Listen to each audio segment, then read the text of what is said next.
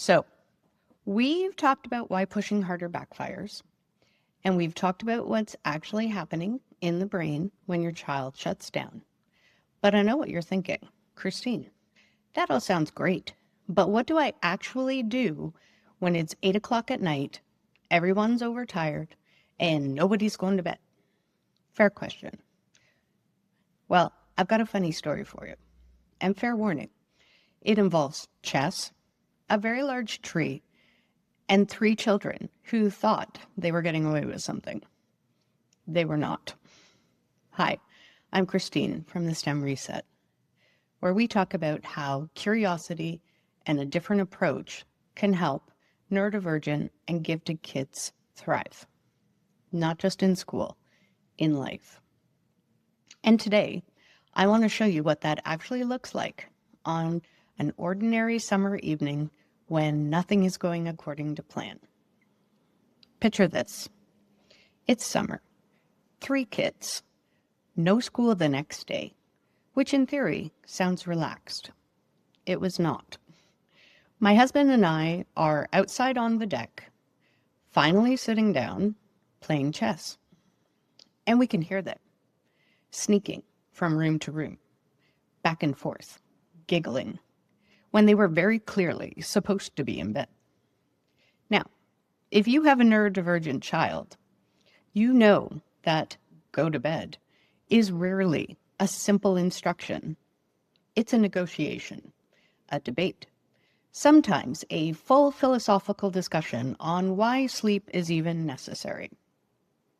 We had all those conversations multiple times, and we were done having them. Because here's how this usually goes. You send them to bed.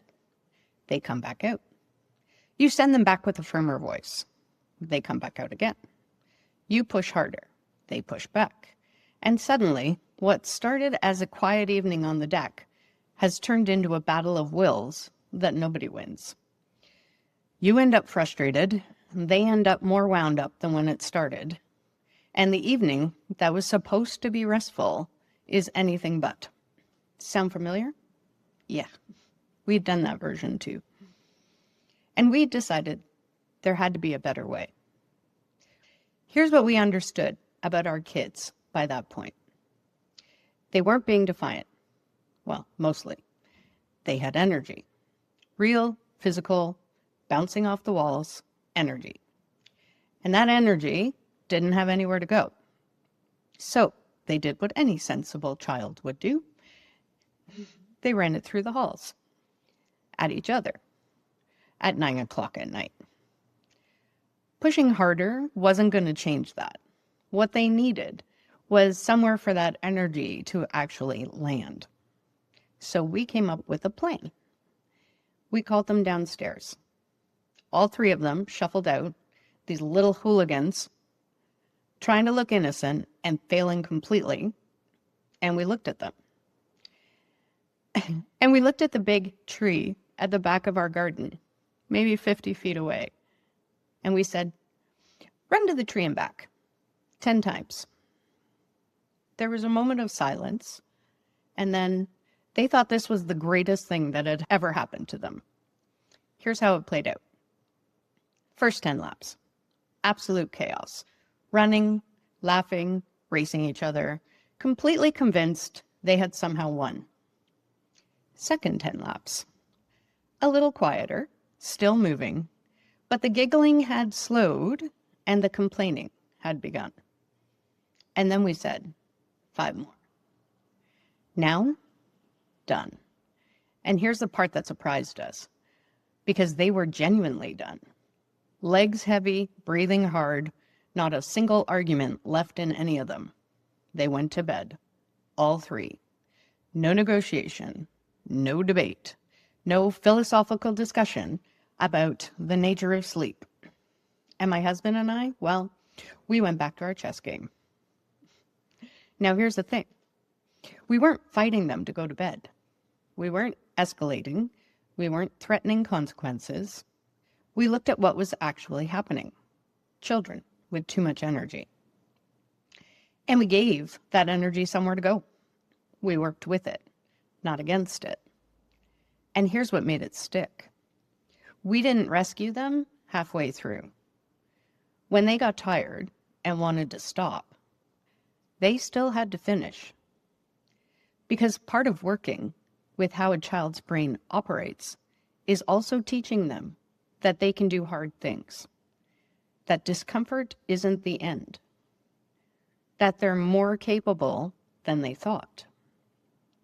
Those aren't just parenting lessons. Those are life lessons.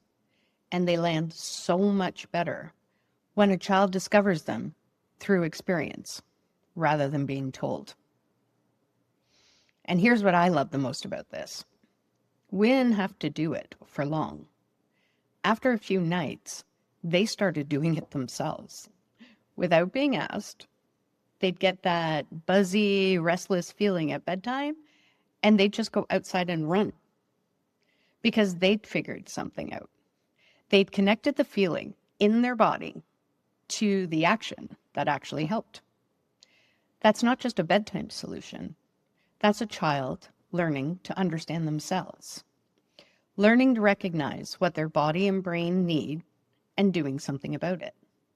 That skill, that self-awareness, will serve them for the rest of their lives in ways that have nothing to do with bedtime. This is what I mean when I say this isn't just about learning. The same principle, work with the brain, not against it, applies to so many moments in a neurodivergent child's life. The meltdown at the grocery store, the shutdown before a social event, the overwhelm that hits out of nowhere on a Tuesday afternoon. In every one of those moments, the question isn't, how do I stop this? The question is, what does this brain actually need right now? Sometimes it's movement. Sometimes it's quiet. Sometimes it's a curious question that shifts the whole thing. But it always starts with seeing your child clearly, not as a problem to manage, as a person with a particular brilliant kind of brain that needs a particular kind of support. And your job, the most important job, is to figure out what that looks like for your child. If you want help recognizing these moments and knowing what to try when things start to fall apart, I've put together a free guide called the STEM Reset Starter Guide. It helps you quickly figure out what state your child is in and gives you some simple tools to try in those moments. And if you want a starting point for that, download it free. Link is below.